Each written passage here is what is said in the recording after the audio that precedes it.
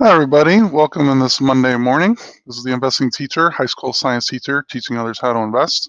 In this video I want to go over my current stock holdings and I actually tracked my dividend payouts per year, what the dividend will be for next year, assuming a pretty standard growth rate and reinvesting shares. And numbers look pretty good even without having to invest any additional money for next year. One of the big things is my wife is finishing up nursing school next year, so we still have to pay for 2 semesters of that, and we also don't want to get into any student loan debt. So we're going to be paying that out of pocket, which will mean next year it'll be pretty tough to be saving a significant amount of money. However, when she's a nurse afterwards, we should be saving way more than what we will be. So just want to go over the numbers of what it looks like to me, and hopefully this will be good motivation for you guys that are either just starting out or trying to improve in your finances. Let's get to it.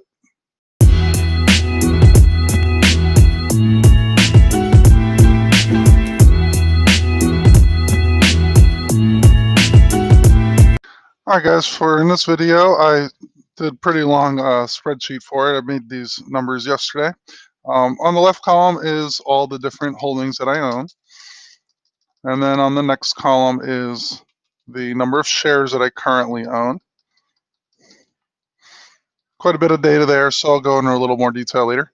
Dividends per year, just looked it up on Seeking Alpha. This is what the dividend payment was the last 4 quarters. Essentially, they add up the 4 quarters, and then they make it for the year with that. These numbers possibly could change depending on what's happening with the response to viruses and whatnot. So we don't know if it'll necessarily stay this way, and it might grow as well. But I'm just going to use the last 4 quarters dividends. To get the payout for the year, you multiply the number of shares you own by the dividends. So for instance, for VIG, this is all the YouTube income that I've earned. I buy VIG stocks. I need to buy a few more coming up because I did just get some YouTube income. So again, I want to thank all of you guys that are liking, subscribing, watching my videos, because without that, I wouldn't be able to do this channel. Anyway, so for dividends times the number of shares, if I take 3 shares times 2.23, it'll pay me $7.08 next year. For the payouts for the year, I did that for all of these companies that I own. The total payout per year will be $28.92. That's for the next 4 quarters. If you divide that by 12, you get $241.07. So that will be my average monthly payout in dividends next year. That's assuming dividends stay the way they are. Now, they won't necessarily stay the way they are because I looked at the 5-year dividend growth rate. These are the average growth of the dividends in the last 5 years. And you can see a pretty wide range. Most of them are around 6 to 8% or so. Some of these are a little bit lower. That one's actually negative. And some of them are much higher, like AVGO, 55%. I mean, I'll take that and any day of the week. So I took the dividend 5-year growth rates. I looked at the share price to figure out how many new shares I'm going to get when I reinvest my dividends. So far, for every company that I own, I'm just simply reinvesting into more shares of the same company. So for instance, AVGO share price is $133.14. My payout is 7.08. I'm going to get 0.05 shares per year extra for doing nothing. Obviously, that's a low case. You're going to see some of them are much higher than lower. So let's just go over briefly some of the main holdings here. And hopefully this will give you guys a good idea on what might be good for you guys. VYM is one of the main holdings I'm going to be adding to as much as possible. It's the high yield dividend account. It pays almost 3.7% dividends, and dividends per year, $2.88 per share that I own.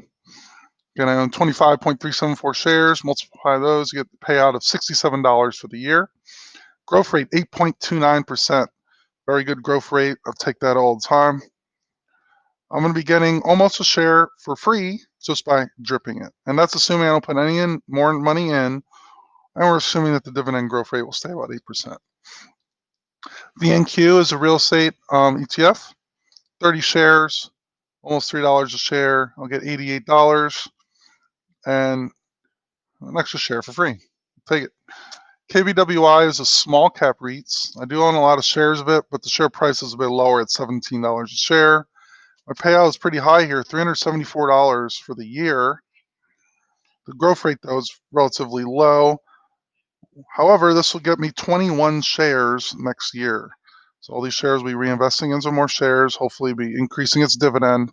If the growth rate could stay about 4%, I'll be pretty impressed with that because the small cap REITs have had trouble lately. SPHD is a monthly paying ETF. Payout for the year, 266. Growth rate's 10%, although they did show a slight decrease last month, so I don't necessarily expect that. We're getting 7.74 shares, and I've also been selling covered calls on this. Main Street Capital, that's my biggest paying dividend company per year, $465.18.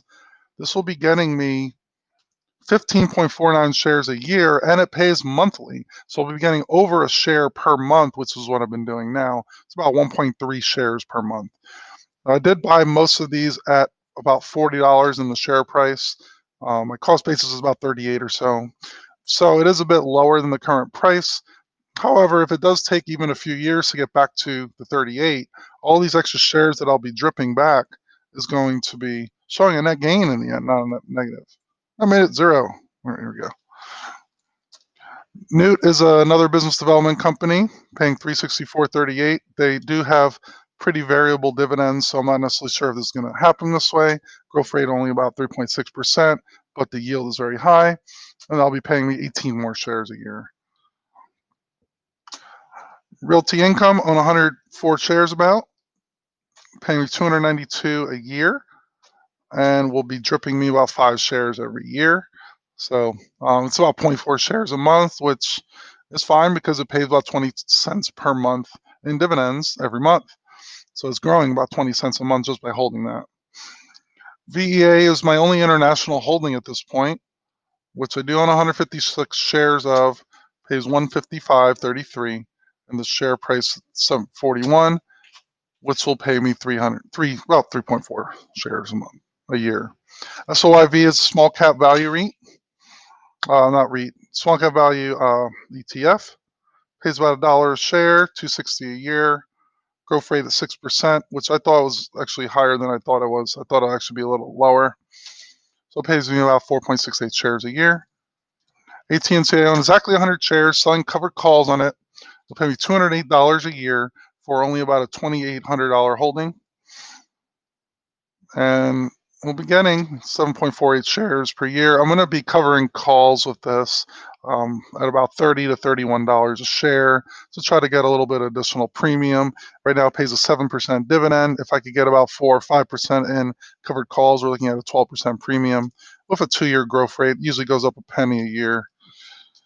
Broadcom, only own 3 shares because the share price is pretty high. Pays $13 per share. $39 for the year.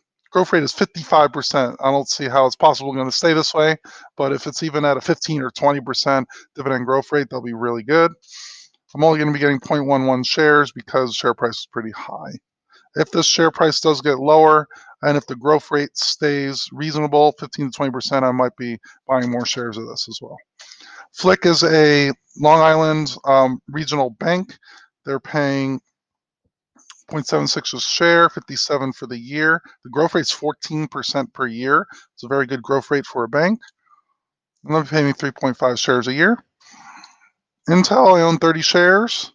Its stock price has been hovering a lot between 40 to 50s. It dropped 10% on Friday, so I actually bought more shares of it, about 5 shares. Dividend growth rate at 7% for a tech company is very good. Pay me about an extra share a year. MasterCard, 3 shares, not a huge position because the share price is $300. I'll be paying 0.01 shares per year.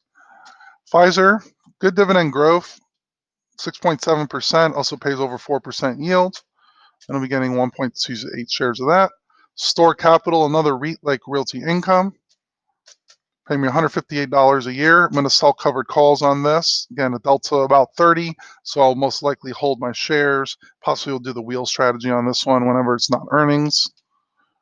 And will get me 6 extra shares a month.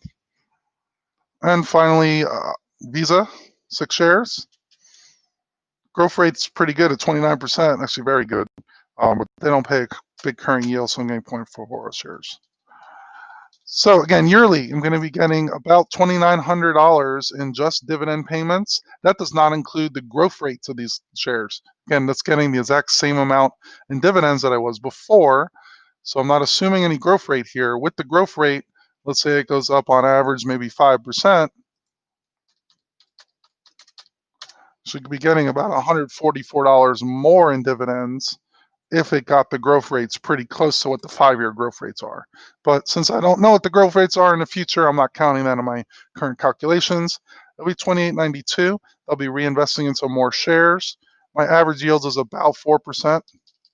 So next year, we get an extra $115 plus the dividend growth of $140 maybe. So just holding it on its own, we're getting about $2,900 next year, and it'll be over $3,000 a year after, and that's without any additional contributions. So that's how dividend growth works, guys. Got to be patient with it. It takes many years in order to build it up. As this will snowball and get bigger and bigger and the years go by, hopefully they'll be getting an extra few hundred a month based on dividend growth. So again, I'm the investing teacher, high school science teacher, teaching others how to invest. Like, subscribe, smash all that buttons and whatnot. Definitely helps the channel out. I appreciate all your support. If you have any comments, leave a comment down below, and I read all videos and comments. Have a good day, guys.